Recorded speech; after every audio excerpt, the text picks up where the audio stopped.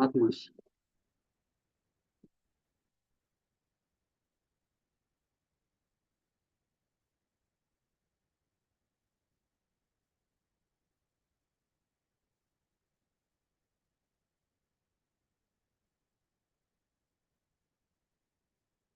Jai Radha Madhava Kunja Vihari Jaya Radha Madhava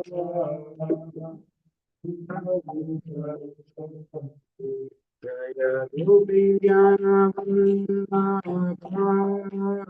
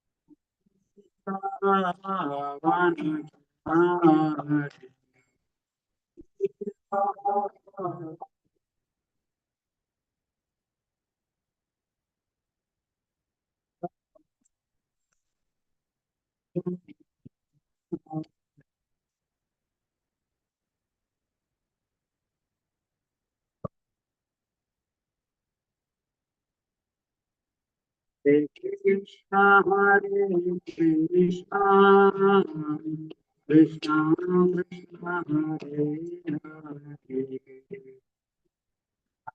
Rama Hare Rama, Rama Rama.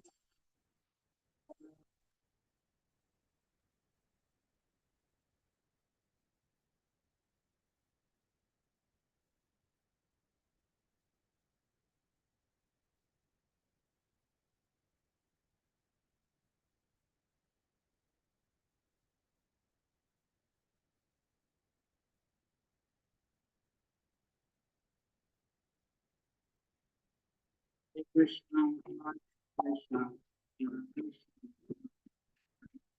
Hare Rama, Hare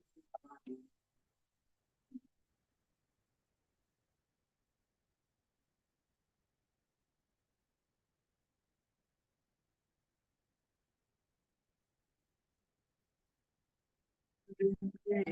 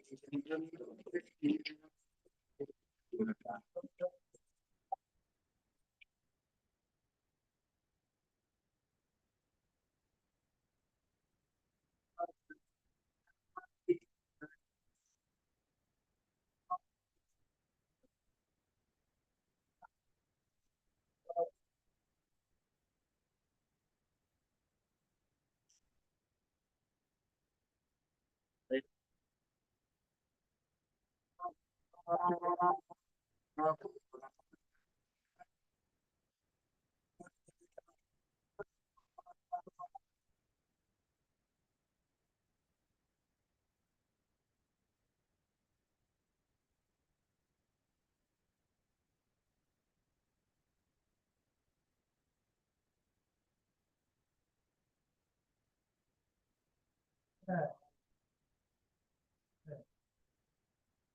Namo Bhagavate Vasudevaya. Om Namo Bhagavate Vasudevaya. Om Namo Bhagavate Vasudevaya. Om Namo Bhagavate Vasudevaya.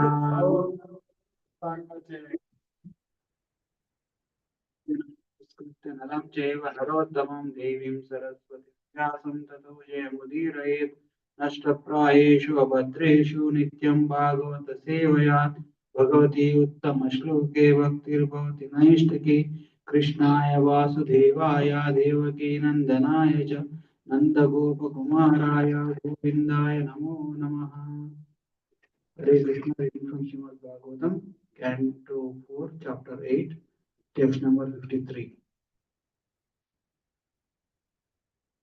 4853. Okay. Share this.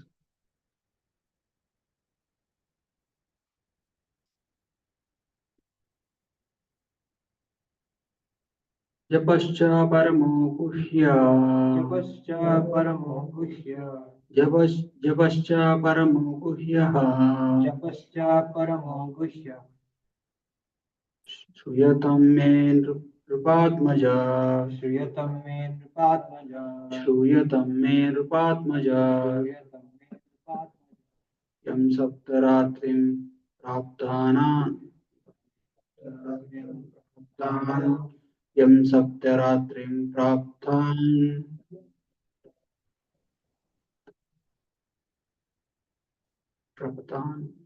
यं सप्तरात्रिं प्रपतान् पुमान् पश्यति खेचरान् पुमान् पश्यति खेचरान् जपश्च परमो गुह्यः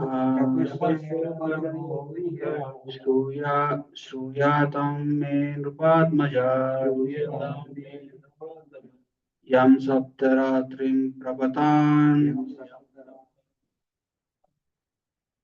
पुमान् पश्यति केचरान्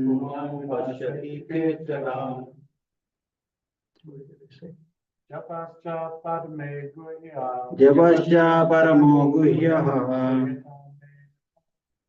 श्रूयतां मे नृपात्मज यं सप्तरात्रिं प्रपतान् पुमान् पश्यति केचरान् Translation purport by Sri Bhakti Vedanta Swami Prabhupada. Do word for meaning also. Japa cha, the chanting mantra in this connection. Parama, very, very. Guhyaha, confidential. Shruyatam, please hear. Me, from me. Rupadmaja, O son of king. Yam, which. Saptaratram, 7 nights. Prapatan, chanting. Kuman, a person. Pashyati, can see. Kecharan, human beings who travel in space. Translation for Bhakti Vedanta Swami. O son of king, O son of the king. Now I shall speak unto you the mantra which is to be chanted with this process of meditation. One who can carefully chant this mantra for 7 nights can see perfect human beings flying in the sky. Purport. Within the universe, there is a planet called Siddhaloka. The inhabitants of Siddhaloka are by nature perfect in yoga achievements, which are of 8 varieties. One can become smaller than the smallest, lighter than the lightest, or bigger than the biggest.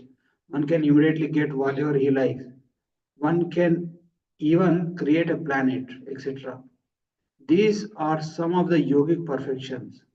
By virtue of Lagima Siddhi, a purificatory process to become lighter than the lightest, the inhabitants of Siddhaloka can fly in the sky without aeroplane or airships.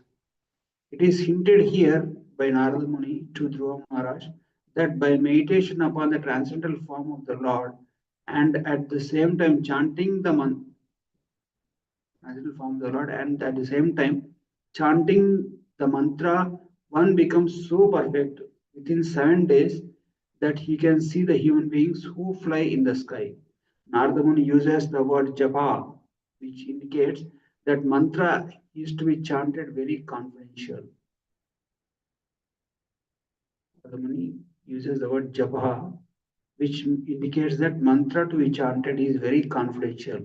One may ask, if it is confidential, why is it mentioned in the writings of Srimad Bhagavatam?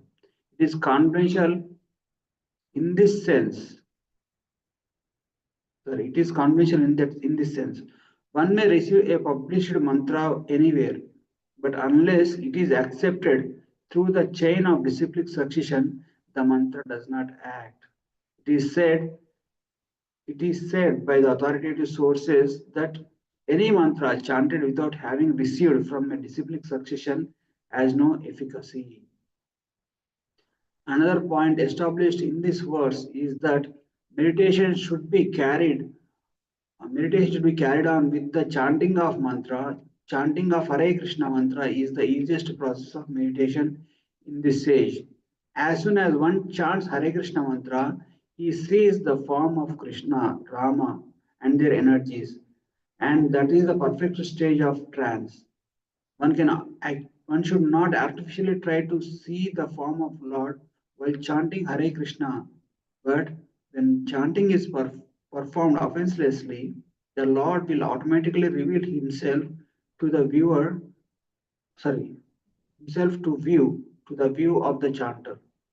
Therefore, the chanter has to concentrate on hearing the vibration, and without extra endeavor on his part, he will the Lord will automatically appear.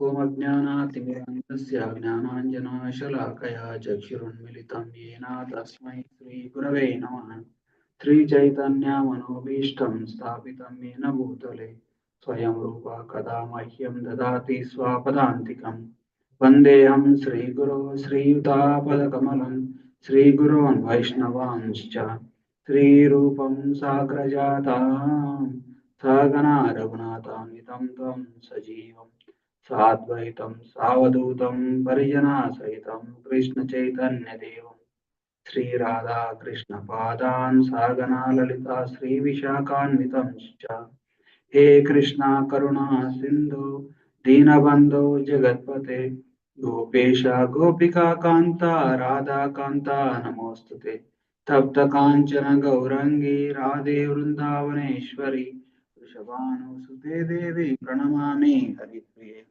जय श्री कृष्ण चैतन्य प्रभु नित्यानंद श्री अद्वैता गदाधरा श्रीवासादि गौर भक्त वृंदा हरे कृष्णा कृष्णा कृष्णा हरे हरे हरे राम राम राम हरे हरे कं करोति वाचालं गं लंगायते गिरिं यत्कृपातमहं वन्दे श्रीगुरोऽन्दिनतारणं परमानन्दमाधवं श्रीचैतन्येश्वरम् वाञ्छाकल्पतरुभ्यश्च कृपासिन्धुभ्य एव च पतितानां पावनेभ्यो वैष्णवेभ्यो नमो Hare Krishna. I sincerely seek the blessings of all the assembled Vaishnavas and thank you for joining. So today in this verse, we can see how Narada Muni is instructing to Dhruva Maharaj about the process of meditation. So Dhruva Maharaj is very popular. Like it is said that for one to have the Darshana of the Lord, one has to do meditation for very, very, very long time. But Dhruva Maharaj achieved within a matter of 6 months. That too a small boy. So that's a wonderful achievement. So they said that among all the achievements, what is the highest achievement is achieved Krishna. So if you see Narada Muni is instructing Dhruva Maharaj of all the process. So by the process of instructing to Dhruva, actually Narada Muni is giving that message to everyone. Okay? So one can easily control the bodily deviations or control of senses by performing the different asanas, and one can easily control the mind and mind, intelligence, and ego by performing pranayama, pratyahara. So pranayama means controlling the breathing. That way, when you control the breath, then you are automatically the mind also will come under control. Mind will come into the presence. And then when you do pratyahara means withdrawing your senses from the objects of sense gratification, then your intellect will your intelligence or intelligence and ego will will be uh, will be withdrawn from the objects. So then what to focus on? You are actually for withdrawing the senses, withdrawing the mind and everything. Then one may ask, okay, I give up other things. Then what should I have now? Then comes the point, the meditation, dhyana. What is the meditation means? One should meditate means concentrate on the object of meditation. So object of meditation for the impersonal, it is Brahman. They will concentrate on the breath and they will concentrate on nothingness. So that is for the impersonalist. For a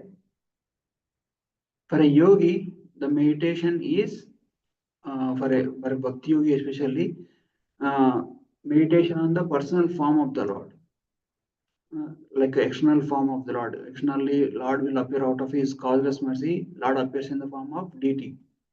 So one may meditate on the deity form of the Lord, and but higher than, not higher than, like another best method is mantra meditation, meditating on the mantra or the name of the Lord. So Prabhupada is very much recommending this process. Okay, if you try to chant, like how do we chant? We sit in posture. That is the study. No, we should sit or stand or however you can chant. Okay, but to concentrate, it becomes easier when your body is steady. When your body is steady, and when your body is steady, then it will be easy to control the mind also. And once the mind is focused on the mantra, then we gradually develop the focus on the mantra, the sound vibration. Just like if you say, anybody says mango, immediately mango appears in our mind. Anybody say car or no, BMW car, immediately some image of BMW car appears in our mind. So in the same way, when we chant the holy name of Krishna, in the initially we may get lot of inclination towards the meditation on Krishna. But later on, due to the familiarity, due to that, repeated process, our mind will go away. So, but one has to bring back the mind and then focus on the sound vibration. So here Prabhupada is highlighting that, in the process of meditation, one should not to artificially try to imagine the form of the Lord, because if we just chant offenselessly, then Lord mercifully will manifest in our consciousness. So, like Nama, we have to first to fix for our total attention on the Nama, the holy name of Krishna. And when we are able to chant offenselessly, then it will be Rupa. Means the form of the, we will be able to see the form of the Lord. So, like that, Narada Muni is instructing to Dhruva Maharaj. So in the purport, Prabhupada is highlighting the fact that, so like this is a very confidential mantra. So then if it is conventional mantra, like does anybody know that mantra? Everybody knows, right? Om Namo Bhagavate Vasudevaya. So how can it be confidential? Everybody knows it's an open secret. You are saying secret, but it's unknown to everybody. So Prabhupada is highlighting it is secret because the mantra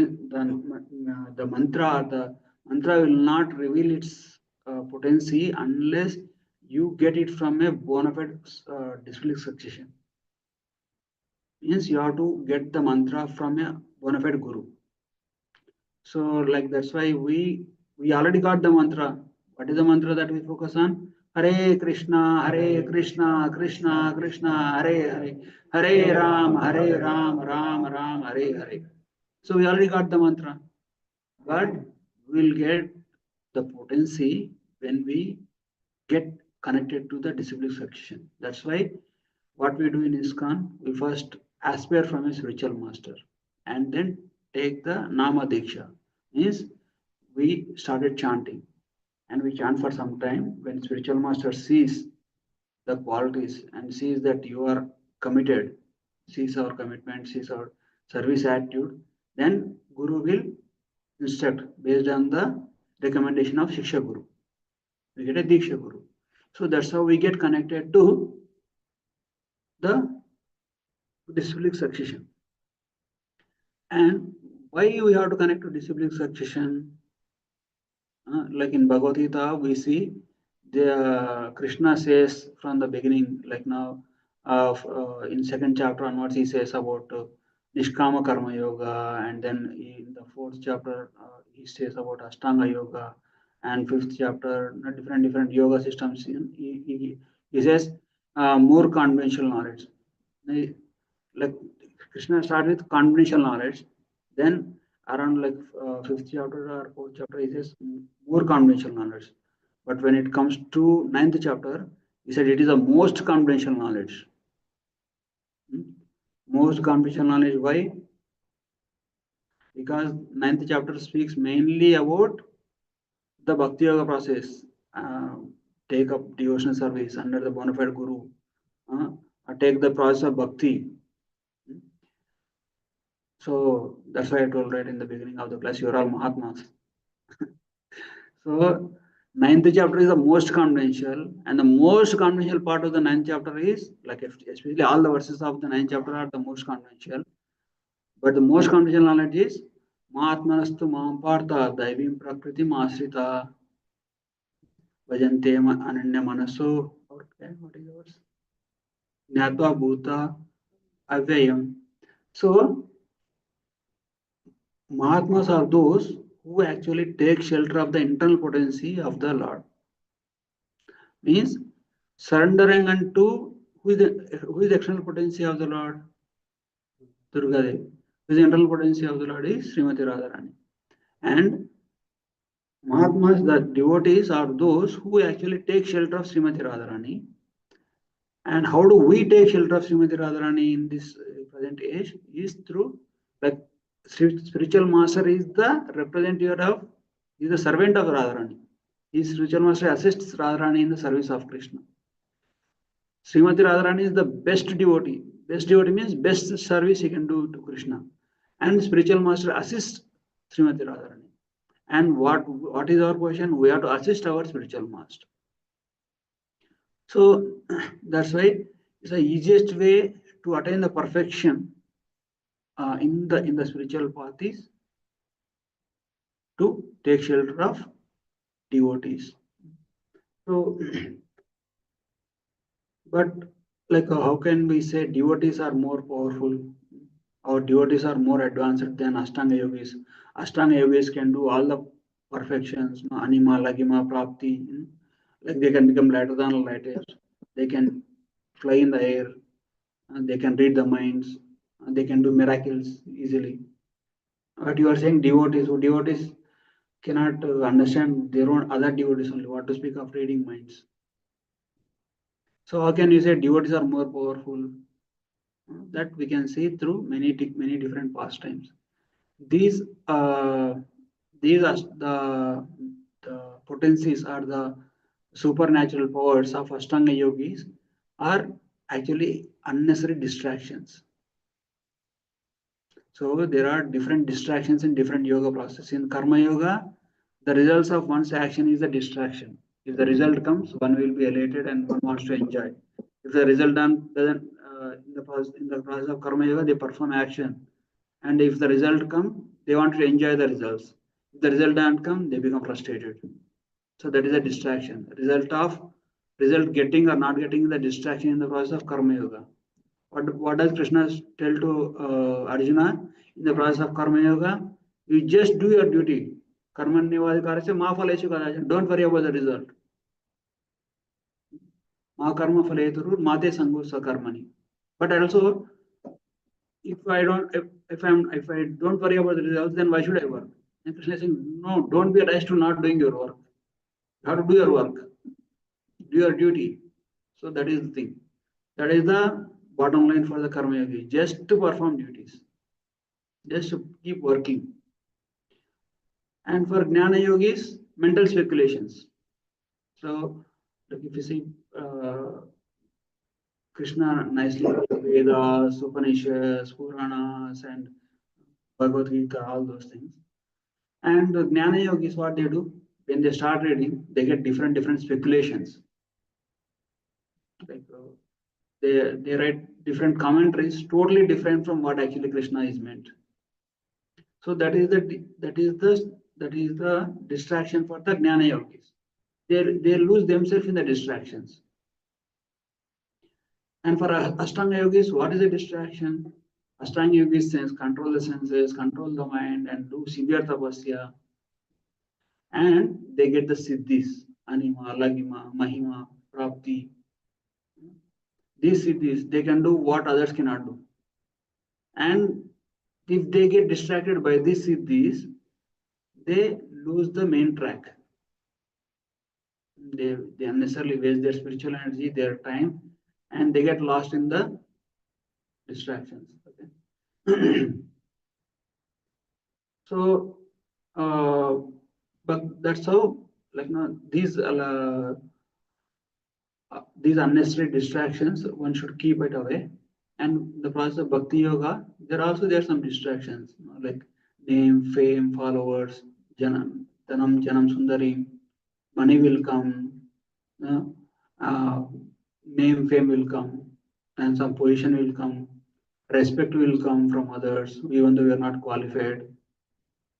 But if we identify ourselves with them, then our process, bhakti yoga process is very powerful. It will give the results anyhow, but our progress will get hampered.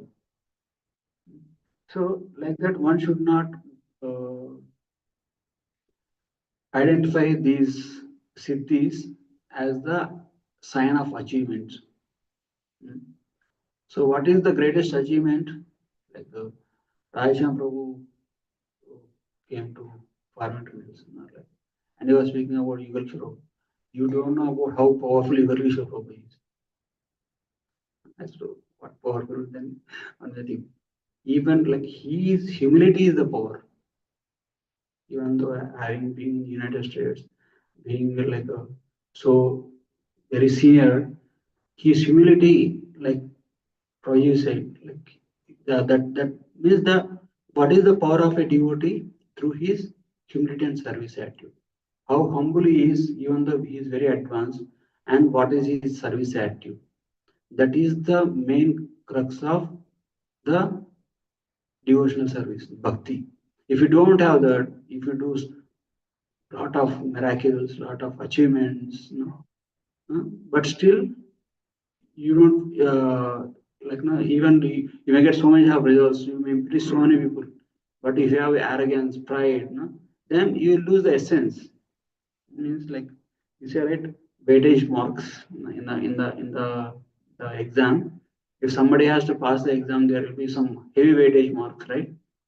Like there are like 16 marks question, 20 mark question, like that. And some questions are there are 2 mark questions. You may achieve so many 2 mark questions, but if you miss the main weightage marks, then you will not be able to score much. So that humility service attitude is the actual essence. One can achieve the perfection in the process of bhakti yoga just by humbly serving a devotee. You don't have to do any miracles. You don't have to do big lectures. You don't have to uh, uh, have so many followers. Uh, Simple devotion service. Just to be servant of servant, and please one devotee at least. That will lead to the ultimate perfection. So that's why in Adi Purana Krishna says, right? He who says is my devotee is not my devotee, but he who says is devotee of my devotee is actually my devotee. Means if I say I am Krishna's devotee, means Krishna himself is saying he is not my devotee.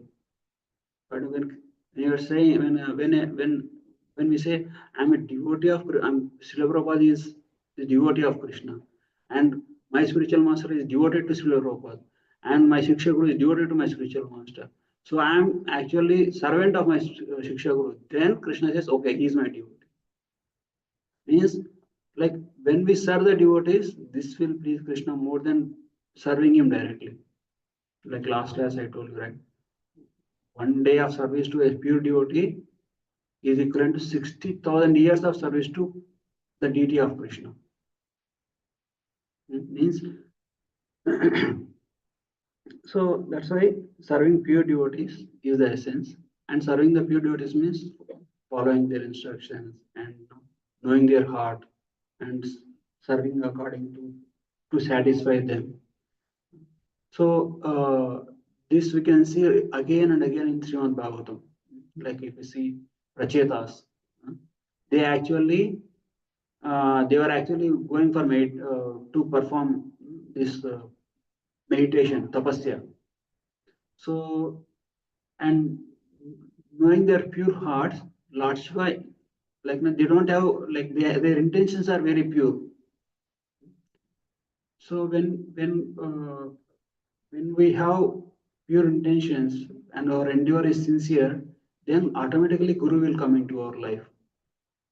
So their intentions are very pure. They are very innocent. They're pure-hearted souls, and they wanted to start the process of their spiritual life. They wanted to do tapasya.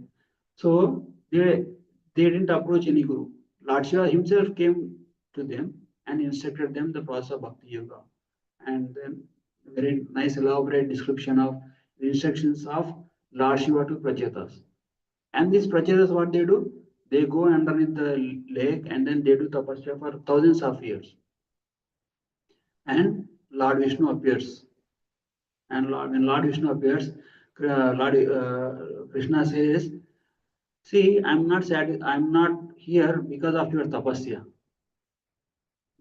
You can never satisfy Krishna with your austerities.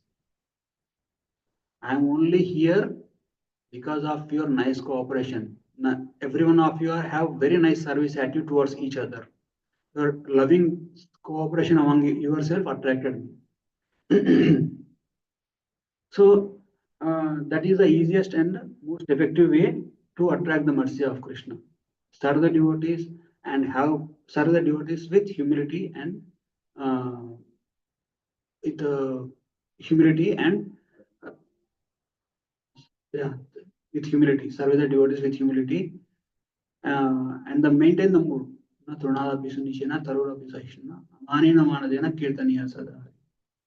And also, like yesterday Prabhuji was saying about Markandeya Rishi, right?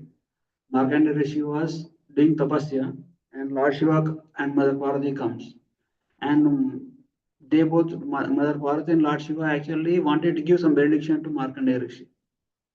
Markandeya Rishi said, "My dear Lord, if you wish, please give me the benediction that my mind is always attached to the lotus feet of the devotees like you." Means one best way to worship Lord Shiva is to worship him as the Vaishnavana Metashma. He is the best of the devotees. That will please Lord Shiva so much. And bring, he will remove all the impediments in our path in approaching Krishna. So that's how one can easily attain the mercy of Krishna. So that's what I can think of. If anybody have any questions or comments, we can discuss. Anybody have anything to say? Or you would like to have anything? Hare Krishna online. Anybody have any questions or comments?